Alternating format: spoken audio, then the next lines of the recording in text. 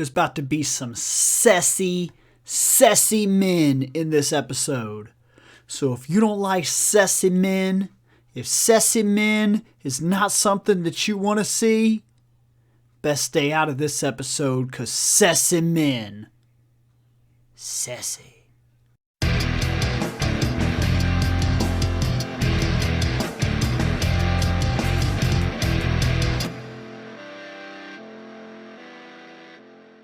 So before we really jump into this, let's go ahead and put this out there. 100%. This is not about taking sides, and this is not about trying to prove something or be better or be right about the situation. It's just that, look, I get on today, right? And I get home and I turn on the computer and I go on my Facebook, and of course, in the fandom night, there is this common issue. We come across this all the time. They changed something in heavy metal, okay? And when they did this, it automatically brought back this age-old argument. And right off the bat, one of these comments came up.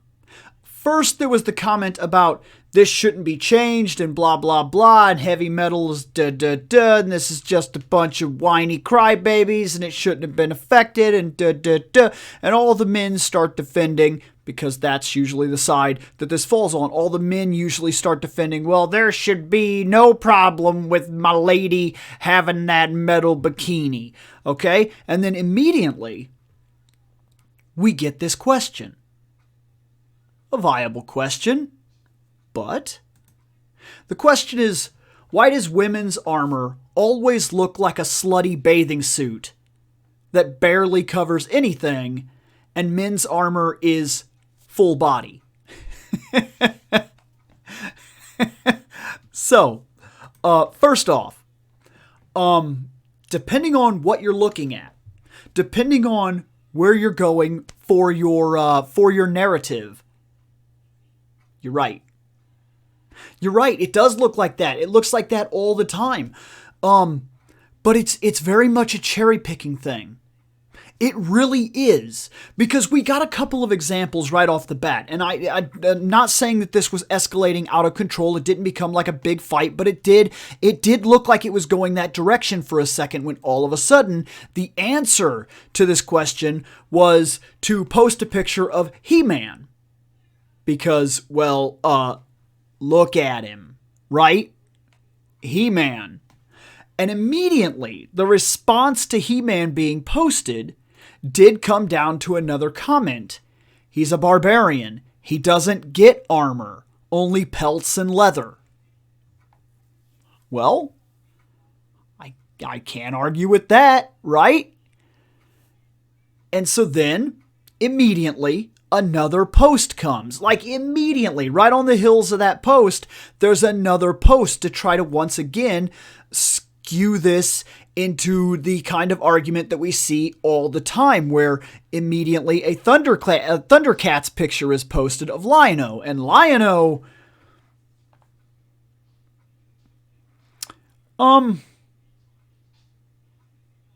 it was the 80s, but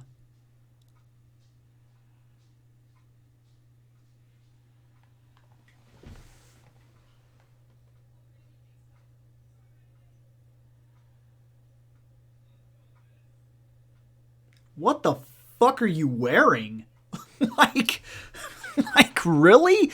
Lion-O always looks about ridiculous. Like, it's one of the dumbest costumes I have ever seen in the entire history of freaking anything. Of males wearing any kind of skimpy armor. Guys can do a type of skimpy armor. The barbarian design, like Conan the Barbarian, is designed to be this kind of thing. Okay? We can pull off the barbarian giant sexy male thing. It's possible. I don't know what Lion-O was trying to do. I don't know what his design was trying to accomplish. but it's awful. It's it's so bad. It's just so bad. Oh my God. It's so ridiculous. It's so ridiculous. Well, this was of course followed by, look, as with Thundercats, well, they're cats. They got to be light on their toes. Well, okay. So then if we're going to cherry pick the subject, Red Sonja needs to be light on her toes. Right? I mean, she's a type of quick sword barbarian, and the dude that's in a full plate armor, sure, he's more protective, but she moves better. So if we're arguing that if we're fighting over the idea of agility versus, say, coverage, then okay. When, at that point, the argument comes up, well, okay, what about characters, because this happens with both male and female, what about Superman? What about Aquaman? What about Spider-Man? These kind of characters are always wearing skin-tight, ridiculous clothing that basically shows you where their ass crack starts, and like, you can, look, it leaves very little to the imagination what these characters wear. Like, they're skin-tight as skin tight can possibly be, right? And so then that leads into the argument, but they don't need armor, which then of course would cut back to the part of the argument that says things like, so why are we concerned about other characters like say Supergirl or Wonder Woman? They don't need armor. So what she wears or what they wear, that makes sense, right? And then this kind of deludes into one part of the argument and another part of the argument. And then it comes down to, regardless of their strength, it's a false statement to say that only women are sexualized and yada, yada, yada. And just to get in on it, I did make a post. I posted some sassy men. Let's take a look at some of these sassy men. See, I cherry-picked a couple sassy men, all right? And as you view these sassy men, I just want to go ahead and read the statement that I put down, because I really do see it this way. It's easy to cherry pick examples of both men and women in comics that are used for sex appeal and fan service. It's a fantasy media filled with perfect people, and no matter how manly of an icon something may be, and when you make the argument that this is designed to be, say, a super, wow, there's a lot of noise. I'll be right back. Okay, so I'm back. There's a lot of noise. The dogs got really excited and everything. Wife came home. That I don't know if you just heard that. I'm trying to cut the sound as best I can. We'll just continue. But look, so get this. After I post saying all that, no matter how manly of an icon a character may be, we've seen Wolverine in some pretty stupid attire. And he's pretty much, I've heard the argument, well, that's the male fantasy, you're trying to sell power. So let's take it to the absolute extreme.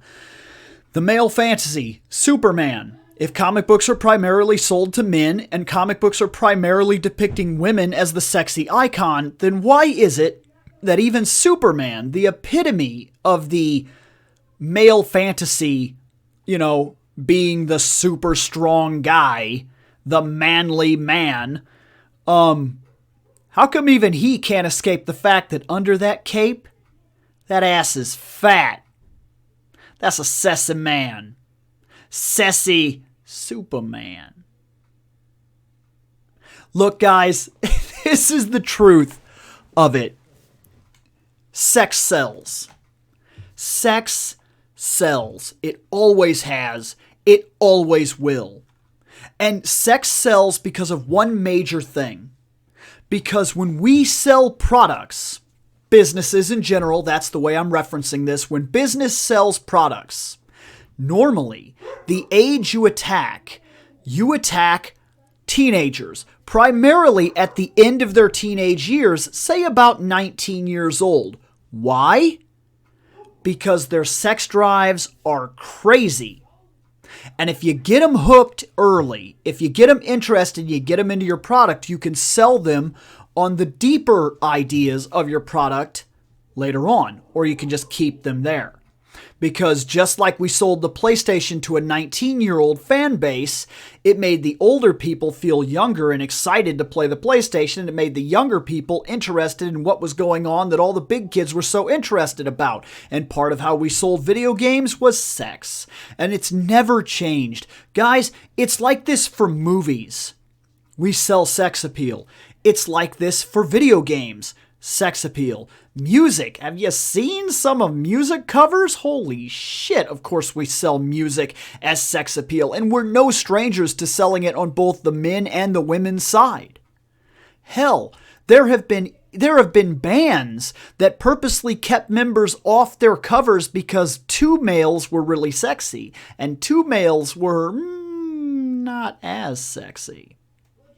So you didn't see the other two members of the band until you opened the case. That's how we sell the music. And it's not just that, it's everything. The truth of the matter is that sex sells, and sex has always sold, and sex will always sell. Always. And if you get these 19-year-olds into your product, like comics, you end up with somebody like me. I'm 37. I've put a lot of time into comics. It's become a pastime, an enjoyable hobby that I don't quite want to walk away from.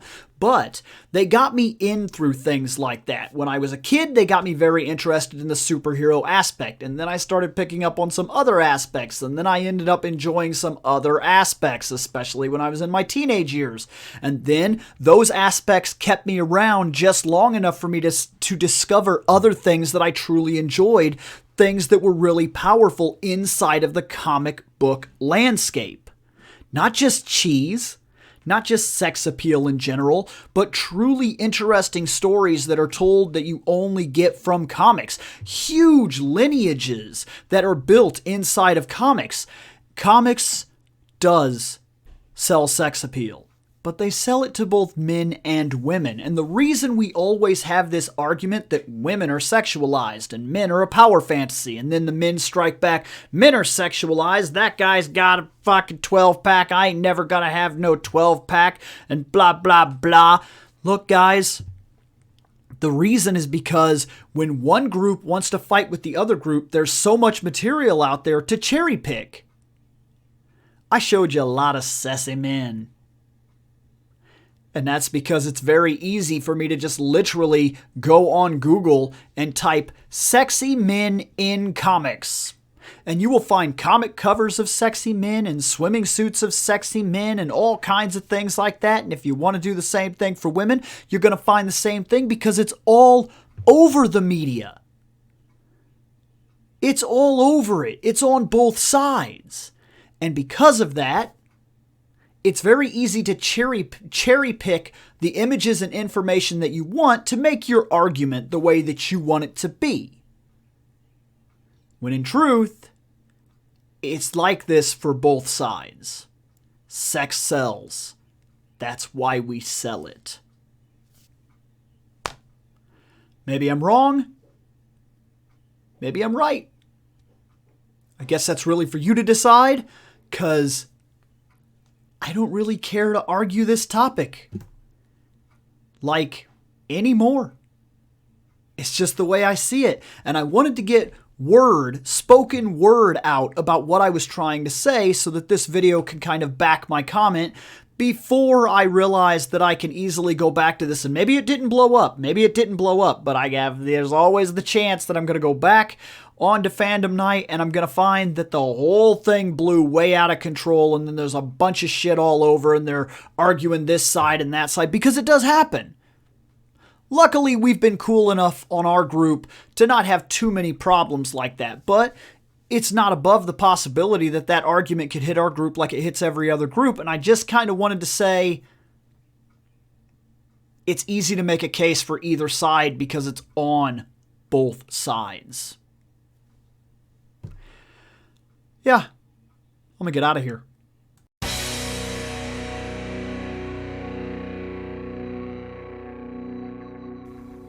I have spoken.